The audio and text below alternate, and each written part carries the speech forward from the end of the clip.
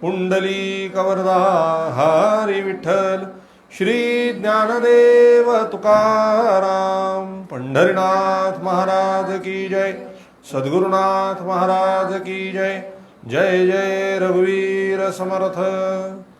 वसुदेवसुतं देवं कंसचाणूरमर्दनं देवकी परमानन्दं कृष्णं वन्दे जगद्गुरुं. गोपाल कृष्ण महाराज की जय. आइए हनुमंत पधारिए कथा करू मति अनुसार. प्रेम सहित गद्दी धरू विराजिए पवन कुमार. सियावर रामचंद्र की जय. पवन सुत हनुमान की जय. उमापति महादेव की जय. अम्बे मात की जय. दुर्गा मात की जय. संतोषी माते की जय. सब साधु संतन की जय. श्री अनंत कोटि ब्रह्मांड नायक राजाधिराज सच्चिदानंद सद्गुरु श्री ब्रह्म चैतन्य महाराज की जय. श्री ब्रह्मानंद महाराज की जय. जय जय रघुवीर समर्थ. रघुपति राघव राजा राम. पतित पावन सीताराम. रघुपति राघव राजा राम. पतित पावन सीताराम. रघुपति राघव राजा राम. पतित पावन सीताराम. रघुपति राघव राजा राम. पतित पावन सीताराम. रघुपति राघव राजा राम. पतित पावन सीताराम.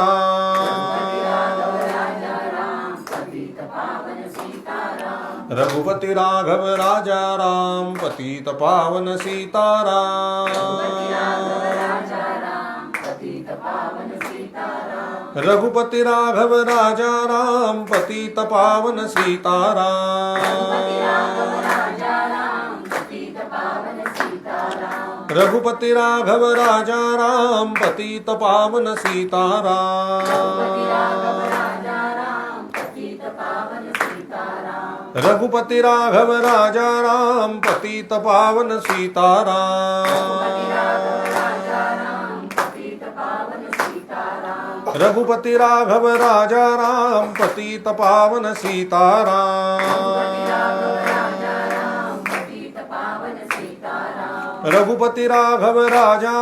राम. पतित पावन सीताराम.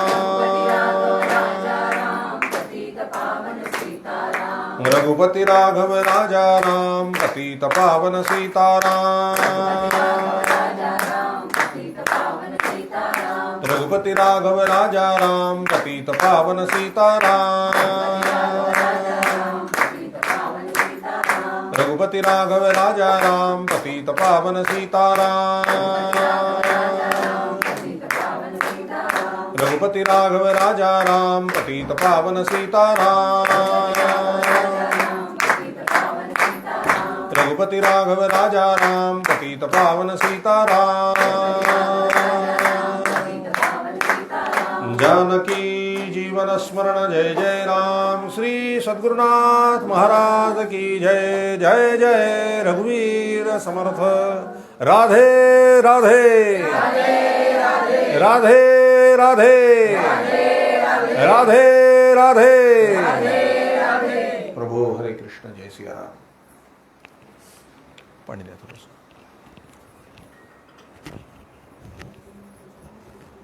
राधे राधे राधे राधे.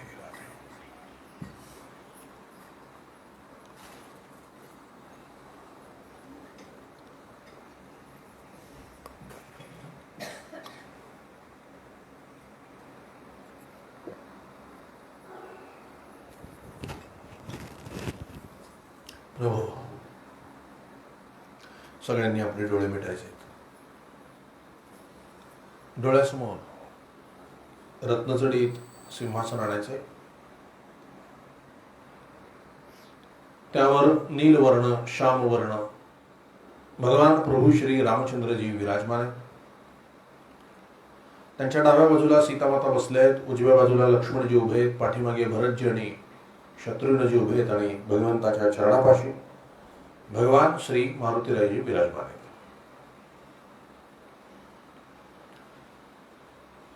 या सर्वांना मनोमन वंदन करून भगवान प्रभू श्री रामचंद्रजींच्या चरणी असंख्य तुलसी पत्र आणि फुलं व्हायचे आणि नमस्कार करायचा.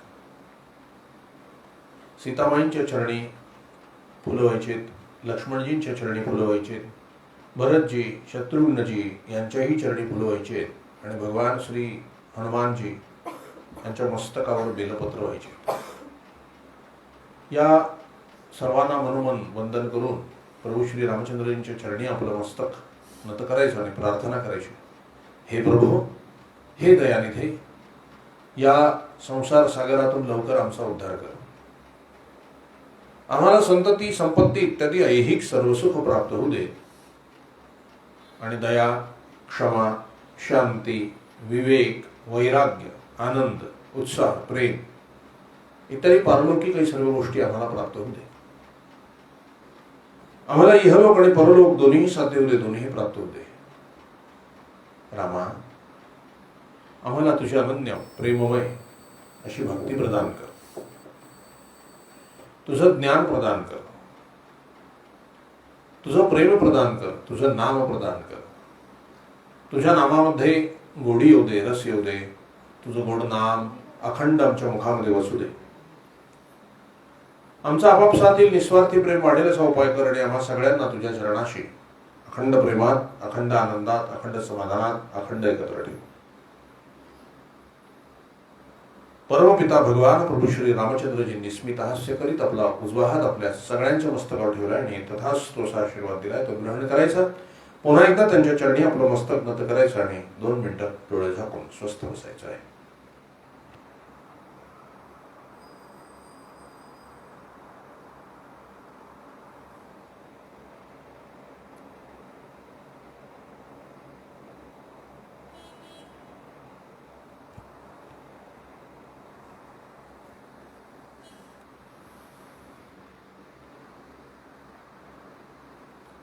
जानकी जीवन स्मरण जय जय राम. श्री सद्गुरुनाथ महाराज की जय. जय जय रघुवीर समर्थ श्रीराम. महावैष्णव संत भगवान श्री ब्रह्मचैतन्य महाराज, श्री ब्रह्मानंद महाराज आणि त्रैलोक्य पावनी भगवान प्रभू श्री रामचंद्रजींची अलौकिक चरित्र कथा, रामकथा ऐकण्याकरता जमलेले सर्व प्रिय भाविक जन,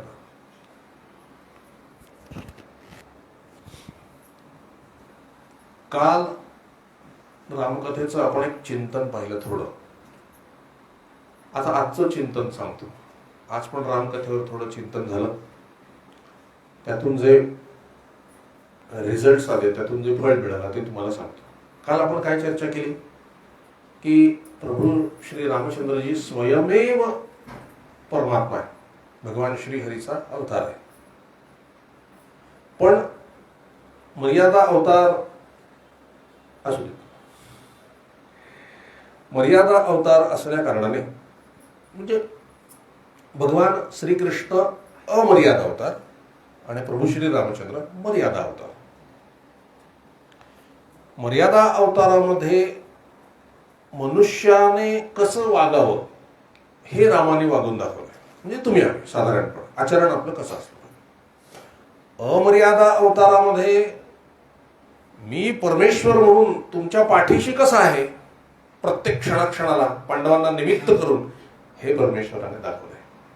2 गोष्टी दाखवल्या. जेव्हा आपण जीव म्हणून पाहतो, जीव सामान्य माणूस, तेव्हा कसं वागावं हे वागून दाखवलं. आणि परमेश्वर असताना मी परमेश्वर म्हणून तुमच्या पाठीशी कसा प्रत्येक क्षणाक्षणाला ते दाखवून दिलं. म्हणून 100 कौरव आणि 5 पांडव असताना सुद्धा 5 पांडव जिवंत राहिले. 100 कौरव मेले. ते परमेश्वराची सत्ता, ती परमेश्वराची सत्ता भगवंतानी त्या अवतारात दाखवली. ह्या अवतारामध्ये मनुष्याची सत्ता दाखवली की मनुष्य म्हणून जर तुम्ही वागलात तर परमेश्वर कसा तुमच्या अधीन होतो. का परमार्थ करायचा म्हणजे नेमकं काय करायचं, कसा परमार्थ करायचा हे रामकथेमधून दाखवलं. आता परत थोडंसं एकदा रिपीट करतो. रामाने ज्यावेळेला मनुष्य म्हणून जन्म घेतला, बालकांड, तेव्हा ते लहान होते, ऐश्वर्यामध्ये होते, सोन्याचा चमचा तोंडात धरून होते, संपूर्ण श्रीमंती. पण ह्या श्रीमंतीत सुद्धा परमार्थ काय आहे, कशातही अडकायचं नाही, कुठल्याच परिस्थितीमध्ये अडकायचं नाही. श्रीमंतीत अडकायचं नाही, परिस्थितीमध्ये अडकायचं नाही. जे आजूबाजूला आहे, आई वडील बहीण भाऊ सगळे नातेवाईक सगळं, त्याच्यातही अडकायचं नाही. आता काल मला एकाने प्रश्न केला की महाराज अडकायचं नाही म्हणजे कसं? परिस्थिती आली तर अडकणारच ना, पण परिस्थितीत अडकायचं नाही. आंतरस्थितीमध्ये अडकलात की परिस्थितीत अडकत नाही. परिस्थिती म्हणजे काय? पर अधिक स्थिती. परस्थिती, पर म्हणजे बाहेरची, जी बाहेरून येणारी स्थिती आहे ती, ही परिस्थिती. आणि आंतरस्थिती म्हणजे आतून येणारी जी स्थिती आहे ती. लक्षात येतोय का बघा फरक? परिस्थिती आपल्या हातात नाही, ती बाहेरून सारखी बदलत असते. उदाहरणार्थ आता लाईट आहे, मग लाईट जातील नाही का, थोडं एकदम गरमी होईल, एकदम थंडी होईल, एकदम पाऊस पडेल, हे काही आपल्या हातात नाही. पण असं असताना मन स्थिर ठेवणं हे आपल्या हातात आहे. याला म्हणायचं आंतरस्थिती. बरोबर आहे? संबंध भगवद्गीता हेच सांगते, परिस्थिती तुमच्या हातात नाही, या आंतरस्थिती तुमच्या हातामध्ये आहे. आपल्याला सुख आणि समाधान का नाही? आपण परिस्थिती बदलण्याच्या प्रयत्नात सारखे असतो, जी आपल्या हातात नाही. त्यामुळे थोड्या वेळापुरती ती बदलली तरी परत ती मूळ पदावर येणार आहे. त्यामुळे तुम्ही मिळवलं असं म्हणताना तुम्ही दुःखी होतात. म्हणजे कसं, आता प्रचंड उकाडा आहे, मी एसी लावला, एसी लावल्यावर बरं वाटतं, मी परिस्थितीमध्ये बदल केला. म्हणजे काय झालं, थंड वाटायला लागलं, लाईट गेले, काय करता, पुन्हा ओलेच घामाने. म्हणजे परिस्थिती आम्ही बदलायला गेलो, जी बदलूच शकत नाहीये, ती सारखी चेंज होणारी आहे. मग अशा परिस्थितीमध्ये अंतरस्थिती कशी ठेवायला पाहिजे? मी एक साधक आहे, माझा राम 14 वर्ष वनवासात राहिला, दगडगोट्यांमध्ये काट्याकुट्यांमध्ये फिरला, अत्यंत तो समाधानी राहिला. माझा देव जर कुठल्याही याच्यामध्ये समाधानी राहू शकतो तर मी का राहू नये? असं म्हणून जर तुम्ही त्या स्थितीत राहिला तर उन्हाळा असो, पावसाळा असो, हिवाळा असो, एसी चालू असो, घाम तुम्हाला काही फरक पडणार नाही. आता बघा, लाईट असले तरी फरक पडणार नाही, लाईट नसले तरी फरक पडणार नाही, एसी चालू असला तरी फरक पडणार नाही, एसी चालू नसला तरी फरक पडणार नाही. म्हणजे परिस्थिती आंतरस्थितीच्या पुढे हरते. बरोबर आहे? म्हणजे परिस्थितीमध्ये जर अडकायचं नसेल तर आंतरस्थिती स्थिर पाहिजे. लक्षात आलं तुम्हाला? आंतरस्थिती. आणि रामाची आंतरस्थिती पक्की होते. रामाची आंतरस्थिती काय होते? संपूर्ण निवृत्ती. लग्नाच्या आधीच हे सगळं नश्वर आहे, मी जे जे पाहतोय ते नाश होणार आहे. त्यामुळे ह्यांच्याशी वर्तणूक करून काय फायदा? पूर्ण वैराग्य आलेलं होतं रामाला. आणि देवांना भीती अशी वाटली, जर रामाला पूर्ण वैराग्य आलं तर देवांचं काम कोण करणार, ज्याच्यासाठी रामाचा अवतार झाला. योग म्हणून वसिष्ठांना जरा वाटलं की काय, म्हणून वसिष्ठांनी रामाला उपदेश केला. त्याला योग वसिष्ठ म्हणतात. योग वसिष्ठ ग्रंथ आहे ना, तो आहे. आणि त्याच्यात त्यांनी रामाला काय सांगितलं? रामा, सगळं नश्वर आहे खरं, तू शरीर नाही आहेस, तू आत्मस्वरूप आहेस, हे बरोबर आहे. आणि तसेच बाकीचे जे दिसणार आहे ते नाहीच होणार आहे, पण सगळीकडे एकच आत्मा भरलेला आहे, हे माहिती आहे ना? हो म्हणले. म्हणूनच तर कशाशी काय वागणार, हे ओळखून वागणे ती कला आहे म्हणाले. समोरचा खोटं बोलतोय आणि आपल्याला कळलं ना आपण चिडणं साहजिक आहे. समोरचा खोटं बोलतोय हे आपल्याला कळतंय तरी सुद्धा त्याच्याशी त्याच्याच भाषेत वागणं सौम्यपणे, ही कला आहे. ओळख कळणं आपलं की खोटं बोलतोय पण ते जाणवू द्यायचं नाही, ही कला आहे. तसं ही संबंध जग खोटं आहे माहिती आहे, पण तरी त्यांच्यात त्यांच्यासारखं राहणं आणि आतून तसं नसणं ही कला आहे. ही कला रामाकडे होती.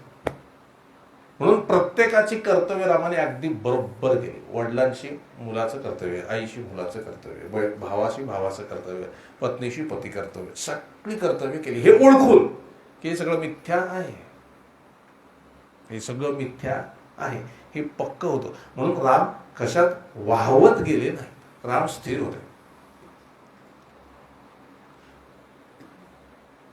तू मन हे मीची करी, माझी या भजनी प्रेम धरी, आणि सर्वत्र ते नमस्कारी मज ऐकाते. ही माझी भक्ती आहे म्हणून देवाने सांगितलं. म्हणजे सगळीकडे तुम्हाला भगवंत दिसला पाहिजे, ही भक्ती आहे.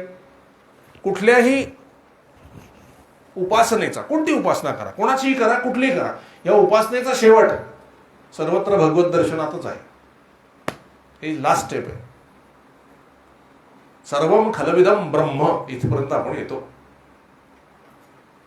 बरोबर आहे, सगळीकडे ब्रह्म भरलेलं आहे, या उपासनेचा शेवट आहे. हे रामाला साधलेलं होतं. एक साधक म्हणून त्यांनी दाखवलं की इथपर्यंत तुम्हाला यायचंच आहे. म्हणून रावणाशी युद्ध करत असताना देखील राम स्मित हास्य करीत युद्ध करत होते. स्मित हास्य. एकदाही कृष्णाचं आणि रामाचं हास्य बिघडलेलं नाही कुठल्याही परिस्थितीमुळे. पत्नीचं हरण झालेलं आहे, पत्नीचं हरण करणारा समोर आहे, त्याच्याशी युद्ध चालू आहे. युद्ध चालू असताना पण स्मित हास्य. का कारण असं? आपल्यासारखा सामान्य माणूस जर असता तर चिडला असता, संतापला असता, क्रोध येऊन युद्ध केलं असतं.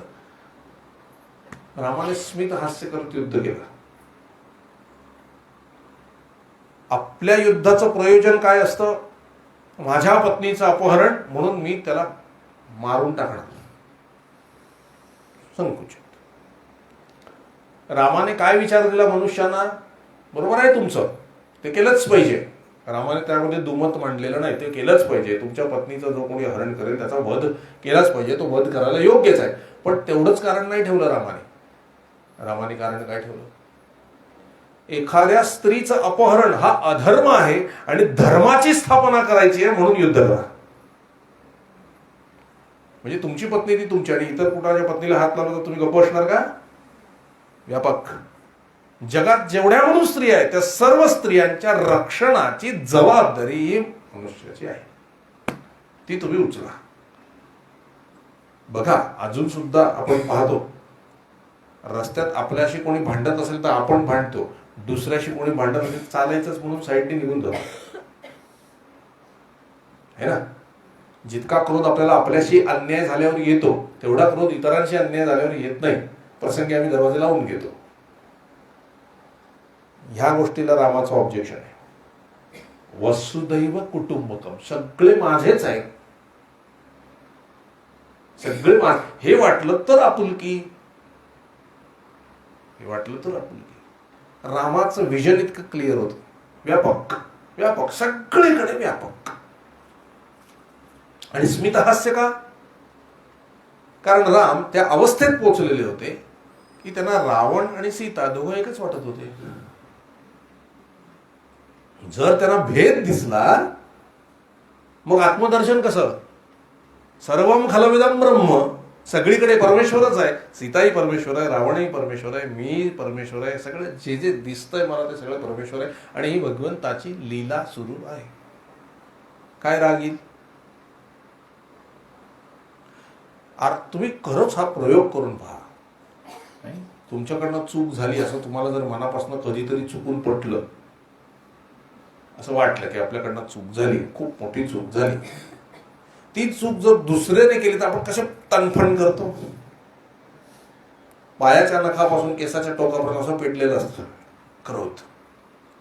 आपल्याकडनं ती चूक जर झाली तर आरशासमोर उभं राहा आणि त्याच्या 5% तरी स्वतःवर रागवून दाखवा. क्रोध येतो का बघा. आणि प्रॅक्टिस हे सांगेल तुम्हाला की तुम्ही कितीही प्रयत्न करा, कितीही तुम्ही प्रयत्न करा, तुम्हाला क्रोध येणारच नाही आतून. बरोबर आहे? येत असेल तर मला दाखवा. कोणी ते नाटक होईल, आतून क्रोध उत्पन्न होणार नाही. आता याचं उलट, जेवढं आपण नवऱ्यावर प्रेम करतो किंवा बायकोवर करतो किंवा मुलांवर करतो, जितक्या प्रेमाने मुलांना घेतो ते प्रेम, तेवढं प्रेम आरशात उभं राहून स्वतःवर करून दाखवा. नाही करता येत, ते आतून येतच नाही. किती प्रयत्न म्हणा स्वतःला आरशासमोर, तू मला फार आवडतोस असं म्हणा. किती तुम्ही प्रेम करायचं, नाटक होईल, आतून येणारच नाही. लक्षात घेत आहे तुमच्या? मी काय म्हणतो, थोडासा वेदांत आहे, थोडं जग आहे, पण बघा ह्याचा अर्थ काय आहे. क्रोधही येत नाहीये, प्रेमही येत नाहीये, म्हणजे जे माझ्यामधून येतच नाहीये तो माझा स्वभावच नाही आहे. म्हणजे क्रोधही माझा स्वभाव नाही आणि प्रेमही माझा स्वभाव. मग त्यावेळेला काय स्थिती असते आरशासमोर? उदासीन. उदासीनता आणि उदासपणा नव्हे, उदासपणा नाही, उदासीन म्हणजे काही रिॲक्शन नाही. स्वस्थ, स्थिर, अचल, दृढ, स्थिर. लक्षात येतं ही अवस्था आहे त्यावेळेला. हे वर्णन कोणाचं आहे? भगवद्गीता उचलून बघा, हे भगवान श्रीकृष्णाचं वर्णन आहे. निर्गुण, निराकार, अचल, दृढ, स्थिर. म्हणजेच कळलं का तुम्हीच परब्रह्म आहात. येतंय लक्षात? आपणच ते आहोत. कारण आत्ता आपण त्या स्थितीला आहोत. आणि ही स्थिती कुठली असते? जेव्हा आरशात मला माहिती आहे की हा मीच आहे, तेव्हा ही स्थिती आहे अद्वैत. येतंय तुमच्या लक्षात? जड नाही नव्हतं? अद्वैत तो आणि मी एकच, आरशात मीच आहे.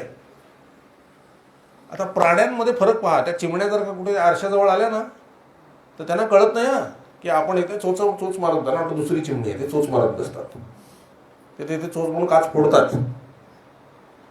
मांजर पण आली तर म्याव म्याव करत बसते. कुत्रा आला तरी आरसा बघितला भुंकत बसतो. त्यांना ही बुद्धी नाहीये की आरशात मीच आहे. ही बुद्धी माणसांना आहे. काय बेसिक फरक आहे? त्यांच्यात द्वैत आहे आणि आपल्यात अद्वैत आहे. अद्वैताची अनुभूती आपल्याला आहे. याचा अर्थ सगळा जे काही क्रोध, प्रेम, माया, मोह जे ईश्वराच्या विरुद्ध असलेले गुण आहेत ते सगळे द्वैतात आहेत. आणि जो परमेश्वर आहे ज्याची आपण पूजन अर्चन करतो आहे तर तो त्याला प्राप्त करून घेण्यासाठी तो अद्वैतात आहे. बरोबर? म्हणजे आपले जीवनातले जेवढे म्हणून प्रॉब्लेम आहेत तुमचे जेवढे जे काही असतील, अगदी छोट्यातल्या छोट्यापासून मोठ्यातल्या मोठ्यापर्यंत, हे द्वैतातच आहे. एकट्या माणसाची स्वतःचं भांडण होईल का? बाबा मी घरात एकटाच राहतो, रोज स्वतःशी भांडतो, असं होईल का? भांडण करायला दुसरा पाहिजे. द्वैतातच होईल ना. कोणी असं म्हणतं का मी माझ्याबरोबर किती सुखाने राहतो, किती प्रेमाने आम्ही नांदतो, असं होईल का? नांदायला दुसरा पाहिजे. बरोबर? ते नाही तर तुम्ही उदासीन आहात, म्हणजे सहज स्वरूपामध्ये स्थित आहात.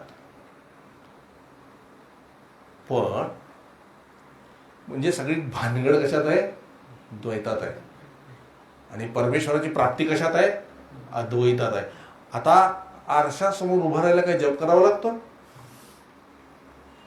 कठीण तर योग तुम्हाला साधावा लागतो. काय करावं लागतं? जाऊन उभं राहावं लागतं आणि नीट बघावं लागतं आणि समजावं लागतं आणि फील करावं लागतं. हीच परमेश्वर प्राप्ती आहे. सन्मुख जा ईश्वराच्या, स्वस्थ राहा, आश्रित राहा. तो समजावून देईल की तुम्ही कोण आहात. आणि ते एकदा समजलं की कुठली क्रिया राहत नाही.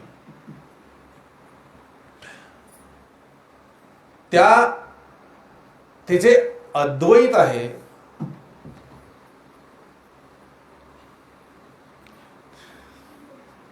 उद्यापासून त्याचे फुलांच्या माळा ठेवून द्यायचे. हे पुढे जागा आहे ना. बरं असू दे, ते सगळ्यांना ऑकवर्डच होतं. असं करा तुम्ही सरकून बसा, असं म्हणजे जरा तुम्ही तरी मोकळे चोकळे बसाल, सगळे आरामात बसा, असं सरकून बसा. राहू दे ते येणार नाही, असू दे बसू दे. तुम्ही मोकळे बसा, म्हणजे मग ती जागा तरी युटिलाइज होईल. बसा असं, म्हणजे इकडनं कोणीतरी येऊन बसणे शक्यता आहे. आरामात बसायचं. सगळी भानगड कशात आहे? द्वैतात आहे. द्वैत असेल तर भानगड आहे, अद्वैत असेल तर तुम्ही काही करूच शकत नाही. तुम्ही फ्री आहात. At that moment you are free. त्या क्षणाला तुम्ही फ्री आहात. या फ्रीनेसलाच मुक्ती असं म्हणतात. तुम्ही कोण हे जर तुम्हाला कळलं तर तुम्ही मुक्त आहात. आज आम्ही मुक्त का नाही? आज आम्ही बंधनात आहोत, कारण मला मी कोणीच माहिती नाही आहे. सगळे व्यवहार आपले द्वैतात चाललेले आहेत. आता जसं मी आरशासमोर उभं राहतो आणि मग मला ते अद्वैत साधतं, आता त्याला प्रक्रिया काय आहे? मी स्वतःच चिंतन करू लागलो तर माझ्यामध्ये सर्व गुणदोष निर्माण होतात. कारण मी खरं जे माझं स्वरूप आहे त्याचं चिंतन मी करतच नाहीये. मी देहाचं चिंतन करतोय, देहाचं, मनाचं, बुद्धीचं. माझी बुद्धी, माझं मन माझ्या बुद्धीला पटत नाही, माझ्या मनाला पटत नाही, माझं चित्त ठिकाणावर नाही. बघा, तुम्ही कोणाबद्दल बोलताय? तुम्ही तुमच्याबद्दल बोलताय का? नाही, तुम्ही तुम्हाला जे दिलेलं आहे ना त्याच्याबद्दल बोलताय आणि तुम्ही त्यालाच मी समजलेला आहात. किती म्हणजे दिवसभर स्वतःचं चिंतन करायचं म्हटलं तरी तुम्ही स्वतःचं चिंतन करू शकत नाही.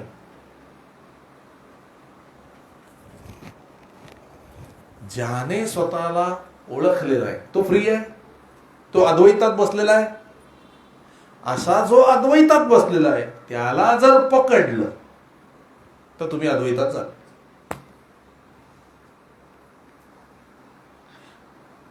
एखाद्या किनाऱ्यावर आपण नदीच्या उभे असलो आणि एखादी बोट जाणार असते, ती बोट असते पाण्यात, तुम्ही असता मातीवर, ती बोट किनाऱ्याला लागते पण ती हलत असते मागे पुढे. भीती वाटते जमिनीवरून डायरेक्ट पाण्यात जायला. मग कोणीतरी आपल्याला हात देतो, तो नावाडी हाताला धरून आत बसवतो. तसं द्वैतातून अद्वैतात जाताना भीती वाटते, एकदम भीती वाटते, सहन होत नाही. मी एकटाच आहे सगळीकडे, कसं सहन होईल? आपल्याला द्वैताची सवय आहे, व्यवहाराची सवय आहे. एकदम अद्वैतात जाणं सहन होणार नाही, वेळ लागू शकतं. मग अशा वेळेला जो अद्वैतात आहे तो सद्गुरू हात देतो, पकडा, आणि तो आपल्याला द्वैतातून उचलून अद्वैतात टाकतो. तेव्हा आपलं काम होतं. म्हणून सद्गुरू आवश्यक आहे. सद्गुरूशिवाय काम होत नाही. आता त्याने घेऊन तर आला अद्वैतात, अद्वैताची सवय पाहिजे, प्रॅक्टिस. ती सवय नसेल तर आपण 10 वेळा उतरतो, द्वैतात उड्या मारतो.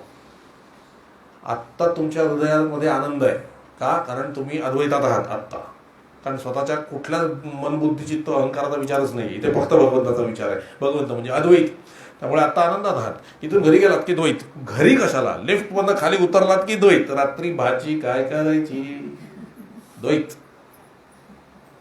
पटकन कशी आपण उडी मारतो द्वैतात. आणि तो उडी मारतो म्हणजे हाऊस नाहीये, कोणाला हा आनंद सोडून ते करायची हाऊस नाही. प्रॅक्टिस एवढ्या जन्मांची प्रॅक्टिस. मग आता अद्वैतात जायला पण काय पाहिजे? तितके जन्म प्रॅक्टिस. त्या प्रॅक्टिसला भगवद्गीता अभ्यास योग असं म्हणते.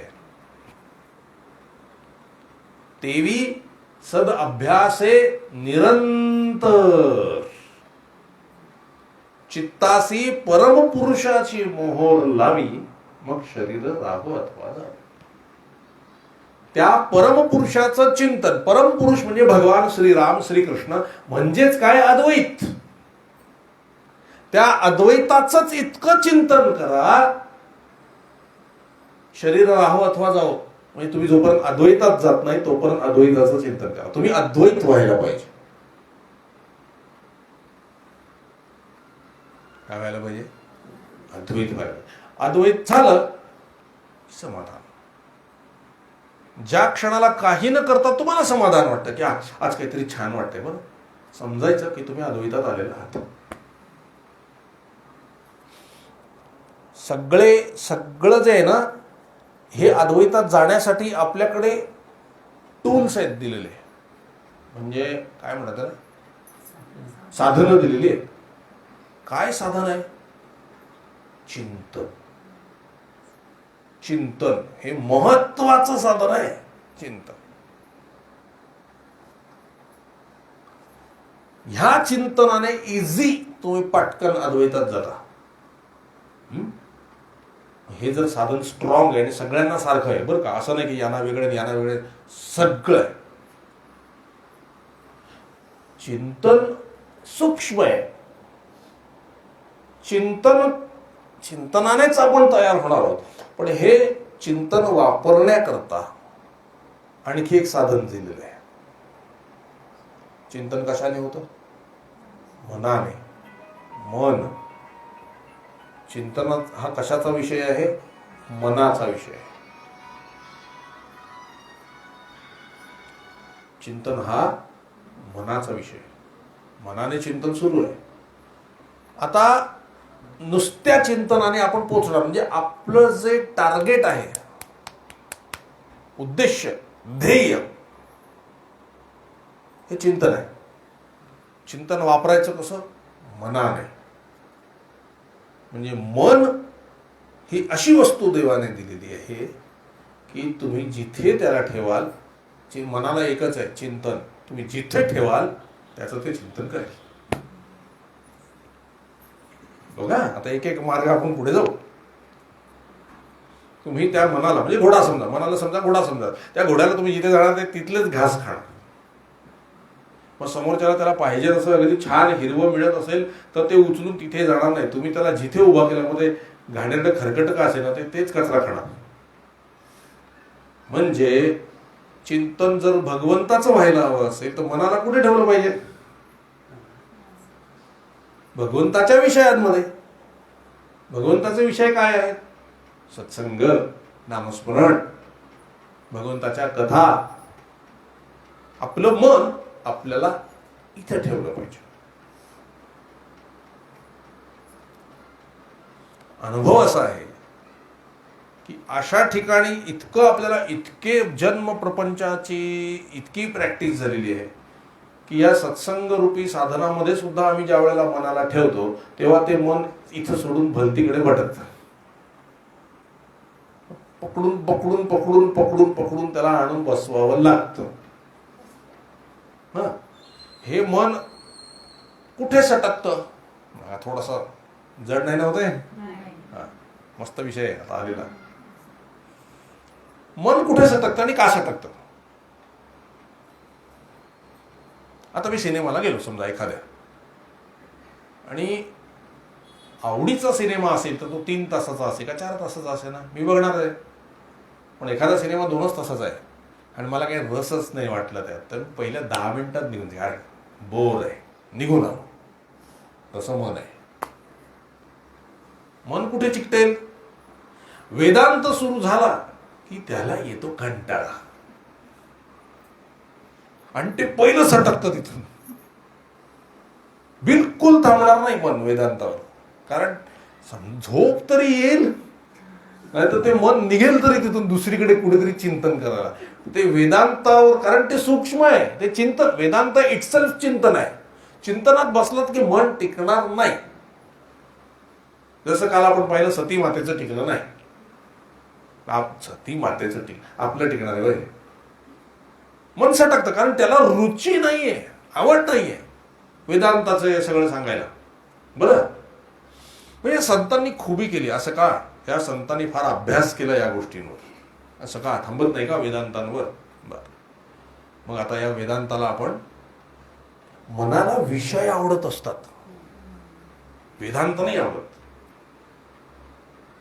कोणाचं काय झालं, शेजारची मुलगी कोणावर पळून गेली, ह्याचं लग्न कुठे झालं, जे प्रवचन करताय त्यांचं लग्न झालंय का, काय करायचं आहे?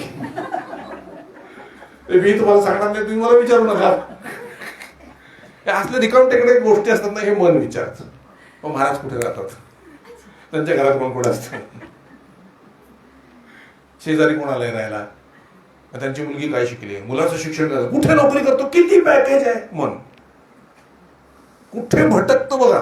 मनाला हे विषय पाहिजे. बरं, असे काही सापडले नाहीत ना विषय आसपास बाजूला, मग टीव्ही, तिच्या सुनेचं काय झालं, मन चौकशात त्याच आहेत. पण घरात आजूबाजूला नाही सापडलं तर टीव्ही, टीव्ही नाही तर मोबाईल. आणि ज्या दिवशी मोबाईल नसतो ना महाराज, जीवन इतकं व्यर्थ वाटतं.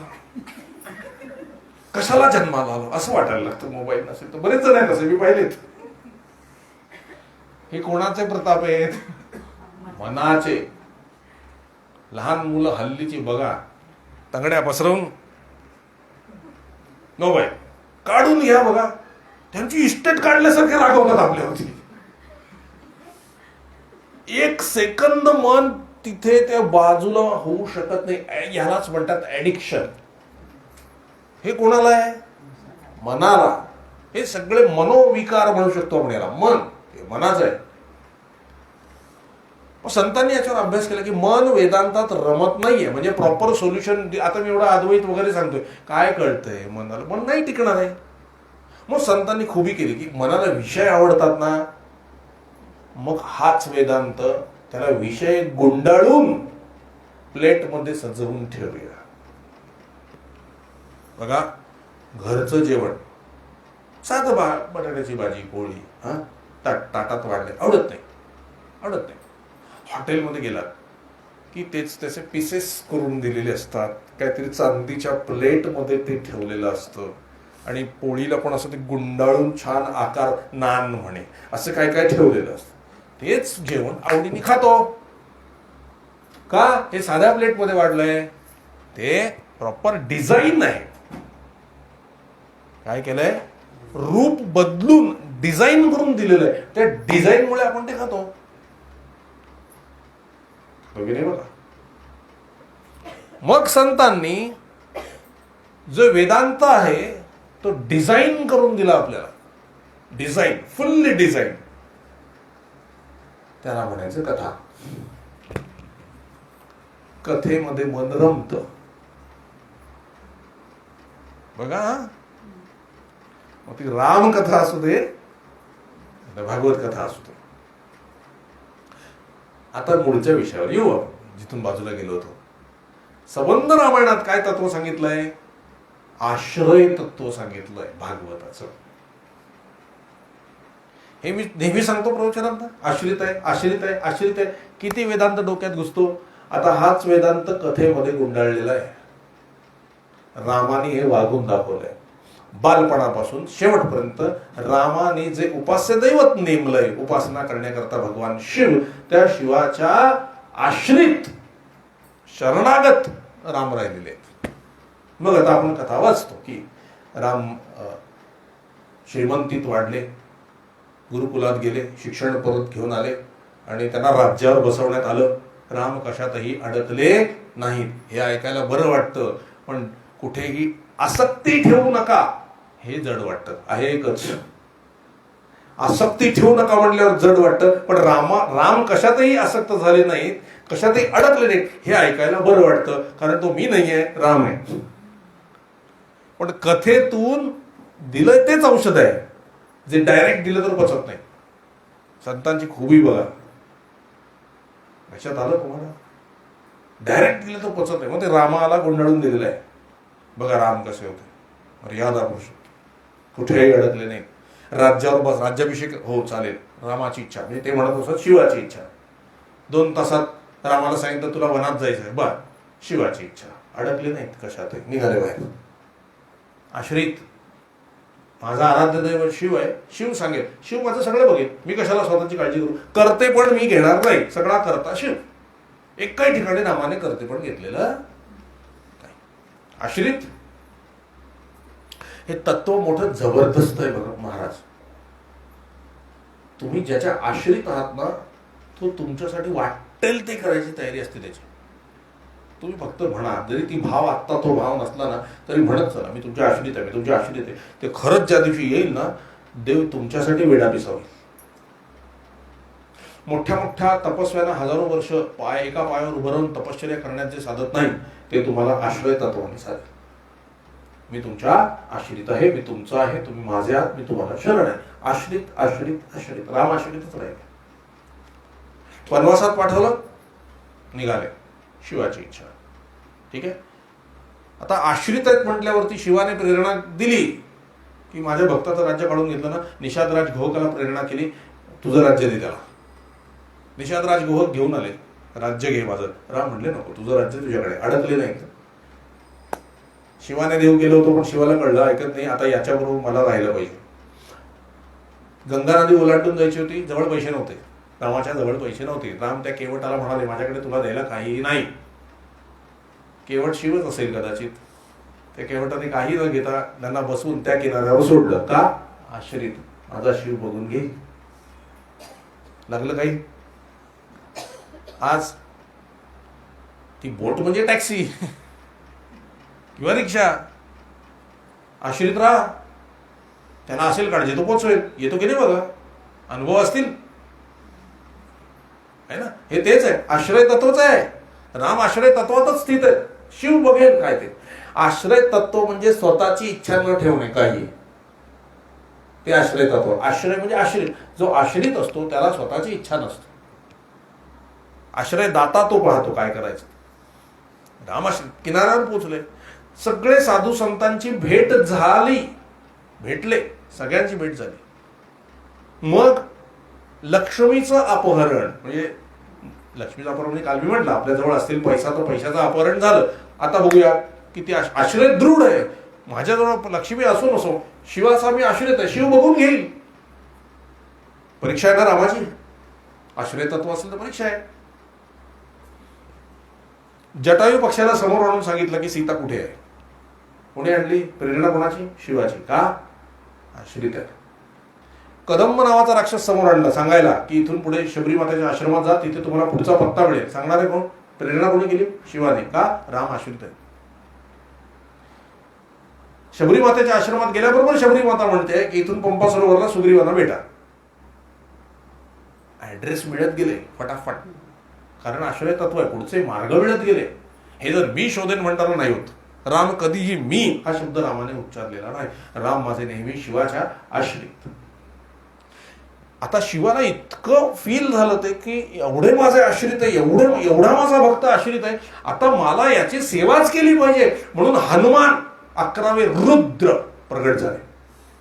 आता माझ्या भक्ताला मी काही होऊ देणार नाही, म्हणून हनुमंताची भेट झाली. बघा, शंकराचे आराध्य राम, रामाचे आराध्य शिव. पण कसं वागायचं दाखवतात कोणी आपल्याला? राम दाखवतायत. राम कसं वाग, आश्रित. हनुमान भेटले, भेट झाली. हनुमंताने दोघांनाही खांद्यावर घेतलं आणि पर्वतावर पोहोचवलं. हनुमान म्हणजे शिव काय दाखवतात? माझा भक्त माझ्या आश्रित आहे ना, मी त्याला माझ्या चरणाशी नाही ठेवत, त्याला मी माझ्या खांद्यावर घेतो. त्याची सगळी रिस्पॉन्सिबिलिटी माझ्या खांद्यावर आहे. हे आपलं आराध्य दैवत म्हणतं ज्यावेळेला आपण आश्रित राहतो त्या. हे दाखवत आहे. खांद्यावर घेतो माझ्या भक्ताला, मी डोक्यावर घेतो. खांद्यावर घेऊन रामाला घेऊन गेले. तिथं सुग्रीवाशी मैत्री गेली. सगळ्या प्राण्यांना घेऊन राम निघाले. त्यांना काळजी नाही वाटली प्राण्यांना घेऊन लंके विरुद्ध कसं लढायचं. शिव बघून गेले, शिवाच्या आश्रित आहे मी, बघतील शिव.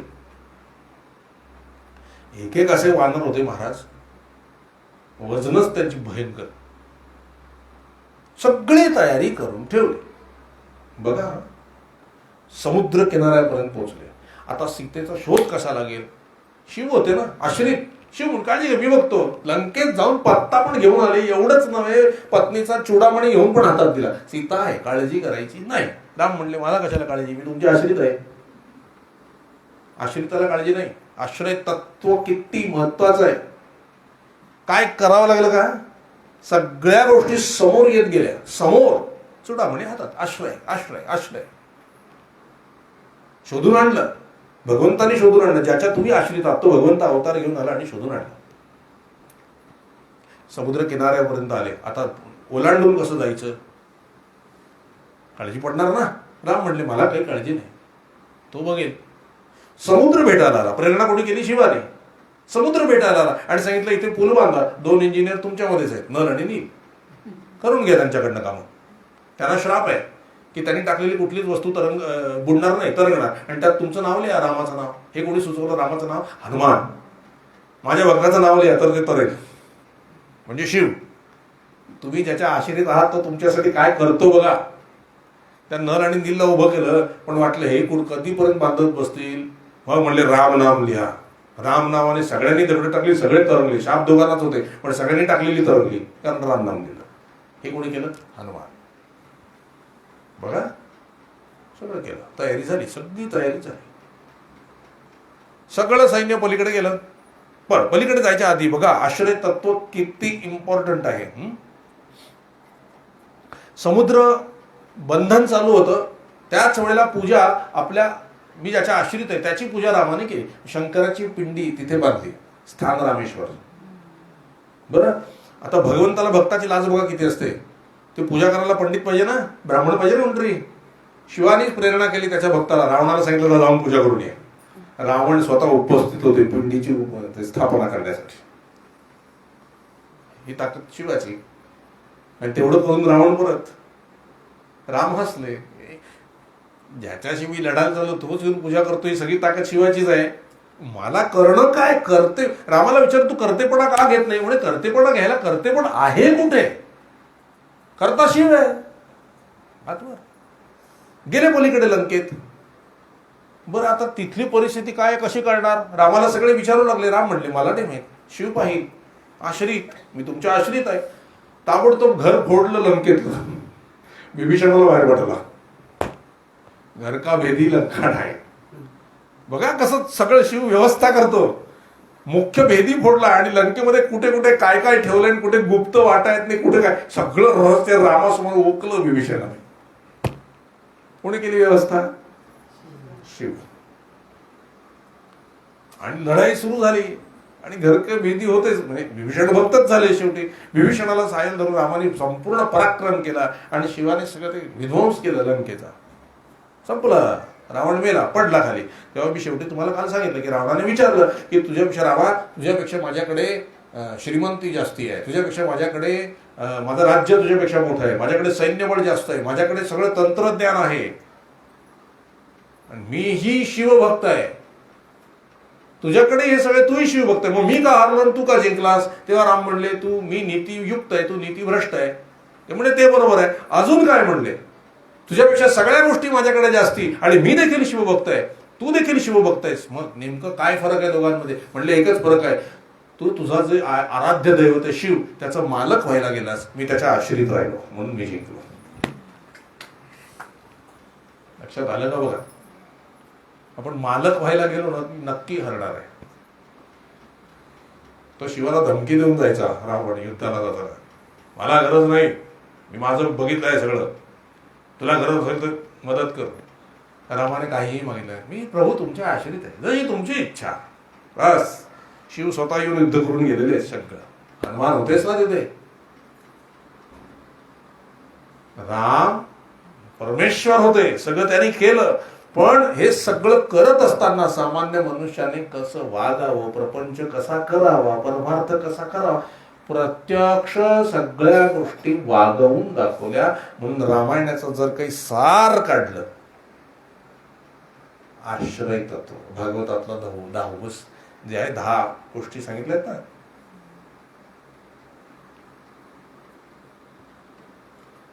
स्थान, सर्ग विसर्ग स्थान पोषण होती मन्वंतर ईशानुकथा निरोध मुक्ती आणि आश्रय. हे आश्रय तत्व पकडलं की सगळं येत. म्हणून रामायणाचं सार काही असेल तर काय आहे? आश्रय तत्व. हे जितक्या लवकर स्वीकाराल तेवढे अनुभव येतील. आणखी काही तप करायची आवश्यकता नाही, काही आवश्यकता नाही. एवढे जंगलात जे ऋषीमुनी बसले होते त्यांनी केवढे वर्ष तपश्चर्या केली होती? राम कुठे तप करताना दिसले?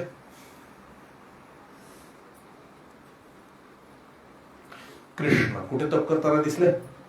कृष्णाने ही आश्रय तत्वच प्रगट केलं होतं. कृष्णाचं देव कोण? राम अवतारात रामाने स्वतःचं दैवत ठरवलेलं होतं शिव. कृष्ण अवतारात कृष्णाने स्वतःचं दैवत म्हणजे हरीने मुद्दाम स्वतः देव असताना सुद्धा समोर कोणीतरी देव घ्यायला पाहिजे म्हणून कोणाला घेतलं होतं? राधा. राधा हे कृष्णाचं आराध्य आहे आणि त्या आश्रितच कृष्ण जगले. आता इथे एक मुख्य भूमिका काय दाखवली रामाने आणि कृष्णाने? अद्वैतात राहून मला करता येत नाहीये. अद्वैतात नाही ना राहता येत. मग ज्या द्वैतात तुम्ही संसार करताय त्याच द्वैतात राहा, पण जे दुसरी बाजू आहे ना ते आराध्य पकडा. एक बाजू तुम्ही, एक बाजू तुमचा आराध्य दैवत, म्हणजे एक बाजू मी, एक बाजू माझा राम, एक बाजू मी, एक बाजू माझा कृष्ण, एक बाजू मी, एक बाजू माझी राधा माता. एक कोणीतरी पकडा आराध्य आणि आश्रित होऊन जा. बस, दॅट्स इट. झालं ना. कुठली तपश्चर्या ना काही. रामकृष्ण एवढे श्रेष्ठवान. खरं आहे, हे वागून दाखवलंय दोघांनी. फक्त आश्रय घ्या, आश्रय घ्या, दृढ आश्रय, पक्का आश्रय. सोडायचं नाही, चिट्टायचं एकदम. महाराजांच्या चरित्रामध्ये खूप लोक तयार होऊन गेले. ब्रह्मानंद महाराजांसकट सगळ्यांसकट ब्रह्मानंद महाराज झाले, आनंदसागर महाराज आले. आनंदसागरांचा जप 80,000 असे दिवसाला. ब्रह्मानंद महाराजांचा 36,000 असे दिवसाला. सगळे तरले मोठे झाले. पण एकाच व्यक्तीच्या बाबतीत महाराज म्हणाले, आणि ते म्हणजे भाऊसाहेब केतकर. भाऊसाहेबांनी मला ऋणी केलं. गोपिकांनी जसं कृष्णावर प्रेम केलं तसं त्यांनी माझ्यावर केलं. मी त्यांच्या प्रेमाला भुललो. मी त्यांच्या प्रेमाला भुललो. मी त्यांचा ऋणी झालो. हे वाक्य महाराजांनी फक्त भाऊसाहेबांच्या बाबतीत वापरलं. भाऊसाहेबांनी काय तप केलं? का 80,000 जप केला? का 36,000 जप केला? त्यांना विचारलं, तुम्ही काय केलं? किती जप केला? ते काय म्हणले, मी जप करत बसलो. कोणी बोलायला आलं तर त्यांच्याशी गप्पा मारायचो. ते गेले निघून की परत जप करायचो. का जप करता? त्यांना आवडतं म्हणून. रामाचं दर्शन हवं का? कशाला हवं? महाराज भेटले, काम झालं. आता काय मिळवायचं बाकी राहिलं? बरं, तुमच्या आयुष्यात एवढ्या सगळ्या घटना घडल्या विचित्र, तुम्हाला काही तक्रार? कशाला तक्रार? जे काही घडलं ते महाराजांच्या इच्छेने. महाराज चुकतील कसं आहे? ते बरोबरच आहे. याला म्हणायचं आश्रय तत्व. भाऊसाहेबांनी आश्रय तत्व घेतलेलं होतं आणि म्हणून भाऊसाहेब जरा काकांवर जास्त श्रेष्ठ ठरले. किती श्रेष्ठ ठरले? का भाऊसाहेबांना आठवण व्हायला लागली महाराजांची, महाराजांनी देह ठेवले म्हणून. जास्त त्यांना तात्काळात न ठेवता महाराजांनी वाणी अवतार प्रगट केला. त्यांच्याच मुलाच्या मुखातून, तात्यासाहेब केतकरांच्या मुखातून वाणी अवतार प्रगट केला. आणि आल्यावर काय म्हणले भाऊसाहेब, माझी जास्त आठवण येत होती का? असं ब्रह्मानंदांना विचारलं नाही, आनंदसागरांना विचारलं नाही. ते प्रत्यक्षात ते भेटतच होते, देवच होते. भाऊसाहेबांना विचारलं. आणि ते काय म्हणाले भाऊसाहेबांना, भाऊसाहेब तुम्हाला जास्त आठवण येते तर मी भिंतीतून तुमच्याशी बोलण्याची व्यवस्था करू का? सर्व मर्यादा तोडून, देव तुमच्यासाठी सर्व मर्यादा तोडून येतो. काय करा? आश्रित व्हा. आश्रय तत्व पक्क घट्ट पकडून ठेवा चरण.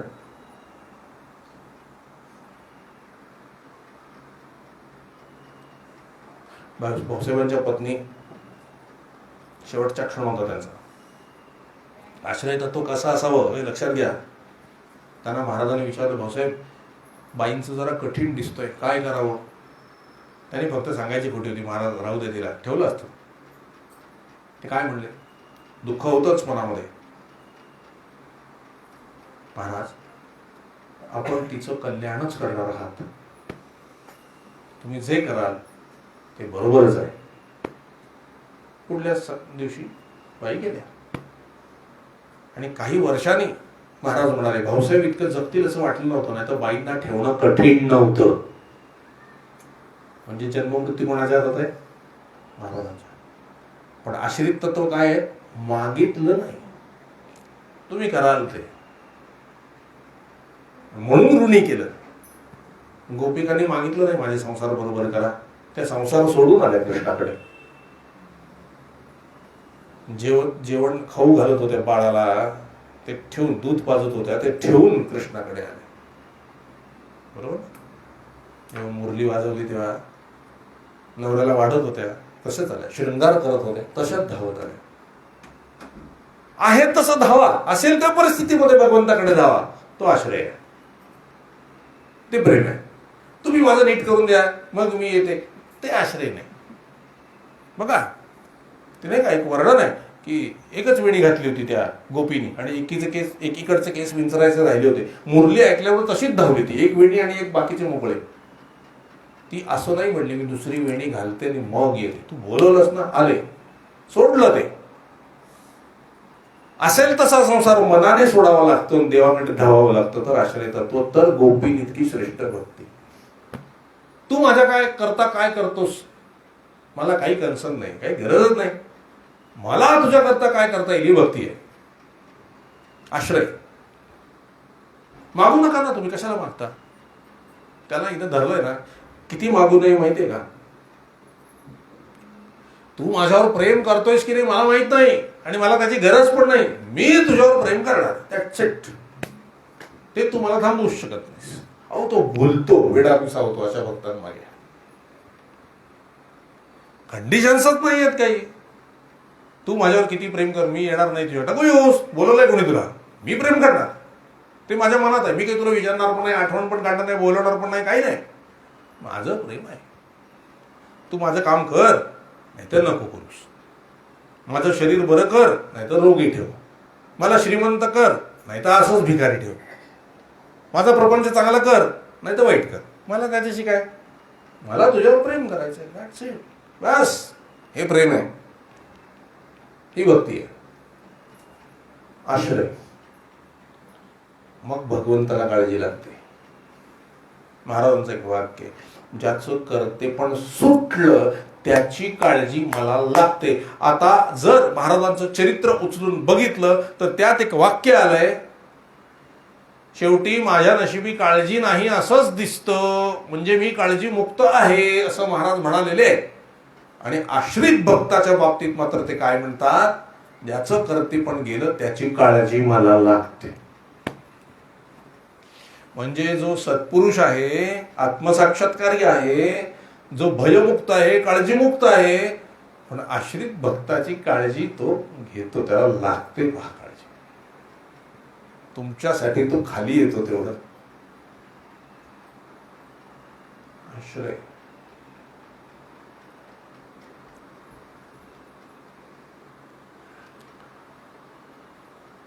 पडोनी राहीन तये ठाई, न मागे न करी काही, तुझी आण गा विठोबा, तुझबा ना आणि कंटाळा. नाही का हरिपाठामध्ये तुकाराम महाराजांचा तो अभंग आहे शेवटी. पडोनी राहीन तये ठाई, उगाच संतांचे पाय, उगीच पडून राहील, काही प्रयोजन नाही. उगाच संतांचे पाय, न मागे न करी काही, काही मागणार पण नाही, काही करणार पण नाही. न मागे न करी काय, तुझी आण गा विठोबा, तुझोबा ना आणि कंटाळा. तुम्ही आम्ही पिढो जेणे, दोन्ही वारतीये काने. बोंब लावून टाका आमची, आम्ही तुझ्या नावाने बोंब मारत बसू, हरकत नाही. एवढं पीड, काही प्रॉब्लेम नाही.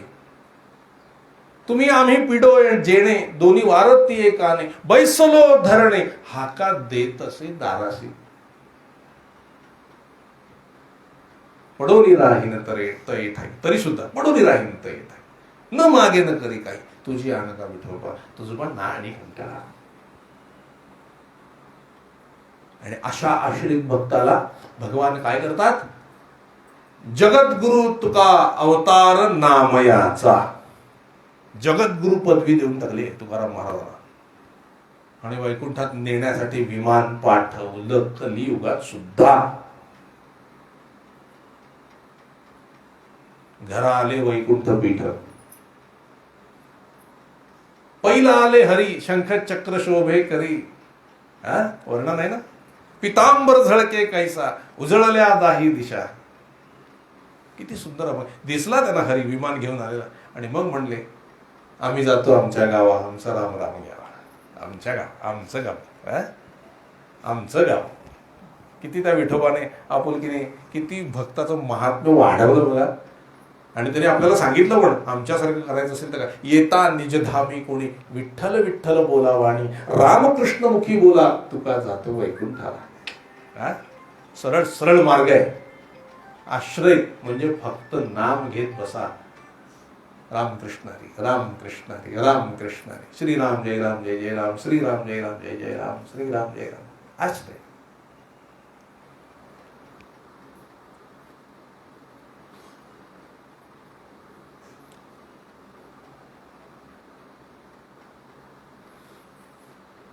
मुलगा मोठा झाला ना आणि दुपारचा टंगळमंगळ करत असेल तर आई वडील म्हणतात, अभ्यासाला बस, भटकू नकोस.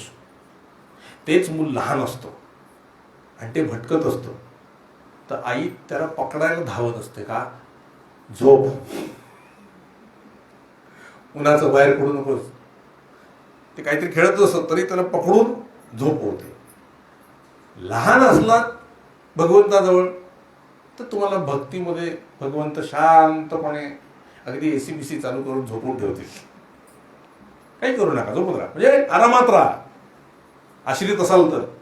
मोठे झालात योगी, कर्ममार्गी, ज्ञानी, करा साधना. बसा, योग साधन करा, यम नियम आसन प्राणायाम प्रत्याहार धारणा ध्यान समाधी करा. मोठे झालात ना. अहो महाराज आम्ही आश्रित होय ना, मग बसा माझ्याकडे. काय आश्रित. म्हणून जेव्हा भाऊसाहेब केतकर स्वामी समर्थांकडे गेले होते ना, तेव्हा त्यांनी एकच सांगितलं, मुंगळ्यासारखा चिकटून बैस. काही करू नको. त्यांना कुठली साधना नाही सांगितली, कुठलीच साधना. काय सांगितलं? मुंगळासारखा चिकटून बैस. आश्रय पक्का, पक्का आश्रय, घट्ट धरा. मुंगळाच का सांगितला? मुंगळ्याला तुम्ही गुळाच्या डबेपासून बाहेर काढून बघा, तो निघत नाही, त्याचं मुंडकं तुटतं पण सोडत नाही, इतकी पकड घट्ट पाहिजे, म्हणून मुंगळा. इतकं घट्ट चिकटलं पाहिजे. हे एक प्रमाण स्वामींनी दिलेलं, स्वामी समर्थाने. आणि दुसरं हेच प्रमाण तुकाबाईंनी इंदूरच्या जिजीबाईंना आणि भैयासाहेब मोडकरांना सांगितलं की ह्याला चिकटून बैस, म्हणजे याची जी प्रॉपर्टी आहे ती तुला मिळेल, आणि याची प्रॉपर्टी कुठल्याही परिस्थितीत अखंड समाधान. बरोबर आहे? त्याच्यासाठी काय करायला? चिकटायला पाहिजे. चिकटणं म्हणजे काय बघा, तो चिकटलेला एखादा प्राणी बघा तुम्ही, ते असं चारही गोष्टी हात पाय असतील चिकटून, एकही हात सोडत नाही है ना. एकही हात सोडत नाही म्हणजे मी अमक करतो आणि तमक करतो करायला जात नाही ते, कारण त्याला माहिती आहे मी अमक करायला गेलो तर सटकेल. करते पण सोडलं तर चिकटता येईल. जर तिथे करतेपणा करायला गेला तर पकड ढिली होईल आणि खाली पडाल. म्हणून सगळ्या बाजूनी चिकटा. करते पण शून्य, शून्य करते पण, मग बरोबर चिकटता येतो. आश्रय पडून राही न तर ठाई, न मागे न करी गाय, तुझी आणगा विठोबा. काही कर, तुला हवं ते कर, आम्ही तुझ्या हातातले कळसूत्री बाहुली आहोत. नाही का?